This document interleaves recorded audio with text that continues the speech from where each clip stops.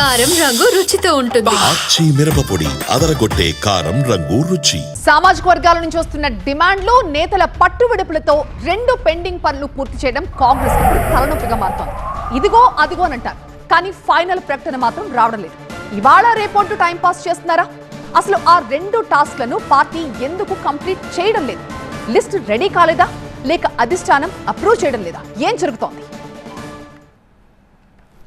Telangana cabinet విస్తరణ ముహూర్తం మరోసారి వాయిదా పడింది. పదవుల భర్తీ దాదాపుగా పూర్తయినా కాంగ్రెస్ జాతీయ అధ్యక్షులు మల్లికార్జున ఖర్గే అందుబాటులో లేకపోవడమే దీనికి కారణంగా చెప్తున్నారు పార్టీ నేతలు.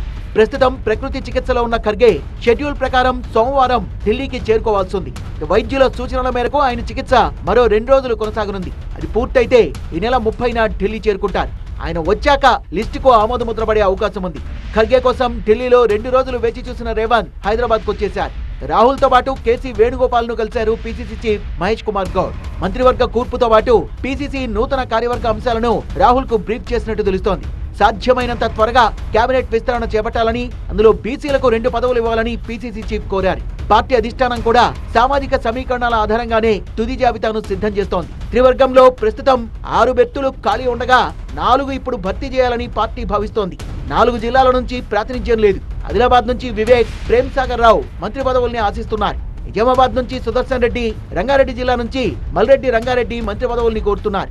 రెడ్డి కోటాలో వీరికి గ్రీన్ సిగ్నల్ వస్తుందా లేదా అనే సస్పెన్స్ కొనసాగుతోంది. Reddy, SC Madiga, ST Lambada, minority వర్గాల నుంచి ఒక్కొక్కరు చొప్పున 4 పీసీసీ వర్కింగ్ ప్రెసిడెంట్ గా తీసుకోవాలని పార్టీ భావిస్తోంది. రెడ్డి సామాజిక వర్గం నుంచి రోహిన్ రెడ్డి, ఎమ్మెల్యే నాయని రాజేందర్ రెడ్డి పేర్లను ప్రధానంగా పరిశీలించినప్పటికీ సీఎం రేవంత్ సూచన మేరకు రోహిన్ రెడ్డి పేరు దాదాపు ఖరారైనట్టు తెలుస్తోంది. ఎస్సీ మాదిగ సామాజిక వర్గం నుంచి ఏఐసీసీ కార్యదర్శి సంపత్ కుమార్ పై ఏకాభిప్రాయం వచ్చినట్లు పార్టీలో చర్చ. ఎస్టీ లంబాడా నుంచి ఎంపీ బలరాం నాయక్, ట్రైకార్ చైర్మన్ బెల్లయ్య నాయక్ మధ్య పోటీ నడుస్తోందట. ముస్లిం సామాజిక వర్గం నుంచి మైనారిటీ గురుకుల సంస్థ vice chairman Faheem Qureshi, party నేత ఫిరోజ్ ఖాన్, వక్ఫ్ బోర్డ్ చైర్మన్ అజ్మతుల్లా మధ్య ప్రధానంగా పోటీ నెలకొంది. తనకి తెలంగాణ మంత్రివర్గ విస్తరణ, పీసీసీ కూర్పు తెలంగాణ కాంగ్రెస్ కు పెద్ద ఛాలెంజ్ గా మారింది.